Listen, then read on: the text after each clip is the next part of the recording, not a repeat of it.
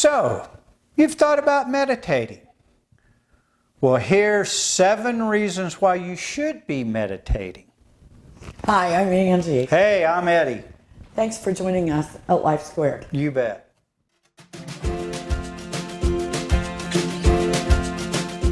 Welcome to Life Squared, brought to you by the Perfectly Imperfect Network, from imperfect folk everywhere. I'm going to dig us a little bit. Okay. Back in the 70s, 80s, and I think it went into the 90s, Calgon bath soak and bubble bath started a campaign that lasted that long. In fact, it might be still going on. Have a Calgon moment. Women, get in that bathtub, lock the door, Right. and have yourself a soak. What they were really talking about was meditation. Exactly. Get away from it all. Have a Calgon moment. Own it. It's one of the best campaigns ever. Yes. Gave that to my mother for Christmas. I can't even tell you how many years. We still take baths to meditate. There are lots of ways to meditate. Yes, there Here is. at Perfectly Imperfect Paths and Life Squared, we've got all sorts of ways for you to meditate. Yes. But we want to talk a little bit about why you should. Exactly. Okay, what does it do? First, number one, like talk therapy, you can gain a whole new perspective. Right. Okay? And sometimes that's what it takes to heal. That's what it takes to understand. Yeah, That's why yes. talk therapy works. They don't tell you what to think. No. You talk about it and you gain a new perspective. Exactly. You know? They're kind of a sounding board that kind of guides you. Therapy is very similar. Yep. When you take and sort of remove yourself from the problem, Right. you often gain perspective. Exactly. And that can be done in a lot of ways, not just the normal lotus position. Right. Right. You do both talk therapy and Yes, I do. meditation. Yes, I do. And it is, both of them are different. That when you have the talk therapy, you're actually discussing something that's bothering you. Right. When you're meditating, yes, you are kind of talking about it, but you're kind of thinking it through.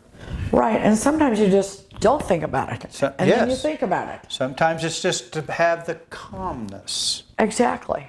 not Exactly. to have anxiety. Right. So you're calm. Yeah.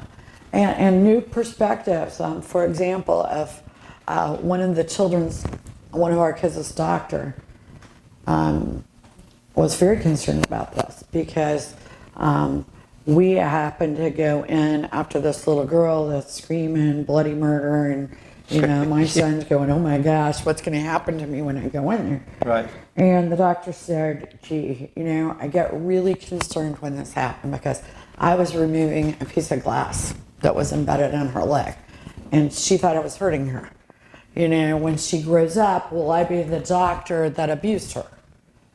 Or will she learn a new perspective as an adult that I was helping her? Exactly. And a lot of us have issues in our childhood that we do need to gain new perspective on. Right. So number one, very important. How about number two? Yep. Self-awareness. Do you know who you are? Right. Do you know what you're all about? Because we live in this fast-paced, busy world. We wear lots of different hats. Right. We're mom, dad, we're employee, we're sons, we're daughters. We're all of these things. And sometimes you just got to stop, go inside yourself and go, who am I? Yeah. Take a deep breath. What do I Analyze want? Am I happy or not? Exactly. Number two is self-awareness. Yep.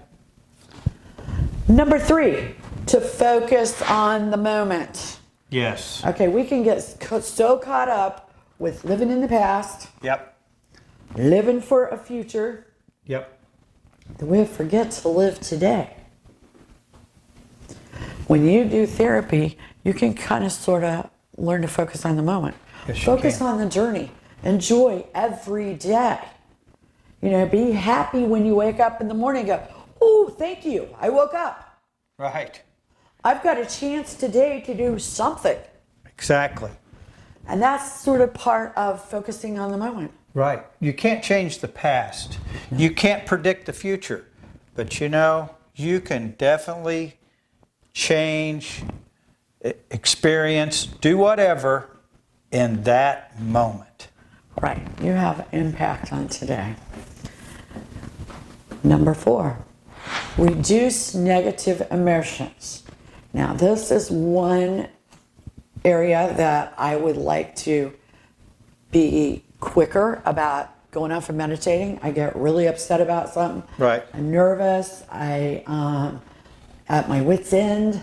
If I would go meditate and put it in perspective right from the beginning, I might save myself a lot of grief.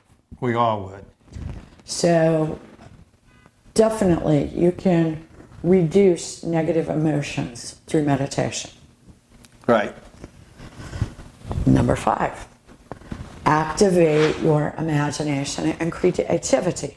Now, I'm not talking about just for painters and dancers. This happened not too long ago. I'm laying, getting my eyes done, and you can't even open your eyes. And the girl that does them, I don't know, for some reason we're just both quiet that day. Right. So I'm in a meditative moment. And I solved a problem we had been working on for 2 or 3 months. Yes. Simple. Very simple. And it was resolved. I knew this is the answer. Even when I get out of there, I call Letty, I said, I got to figure it out. And he goes, oh. Yay! Why did we figure that out? Well, we didn't meditate soon That's enough. right. That's right. That's for darn sure. Number 6, tolerance and patience. Right. Especially when you're dealing with people or children that have ADHD, Right. have maybe autism, you know, an annoying person. Yeah. You know, someone that just doesn't understand, someone that's pestering you. You know, maybe even some greater issues, like someone's just different than you. Right. You know, take some time to meditate on it. Look at life from their perspective. Right. Walk a mile in their shoes. Remember that old yes. saying? You know, maybe you will gain tolerance and patience. Yes, you should. Number 7. It is a time when you can have a positive conversation with something greater than you. Your higher self, God, the universe, whatever it is that you want to talk to. Right. One thing I want to point out is that prayer is meditation. Right. Now, if you come from backgrounds like we do, prayer, you sometimes, you know, you pray for bad things not to happen, kind of thing. A lot of people believe that when you're actually meditating, you should use positive language. You're right. We sometimes listen to Sadhguru. He says, always use the positive. Right. You know, you wouldn't say, don't stop construction on my house.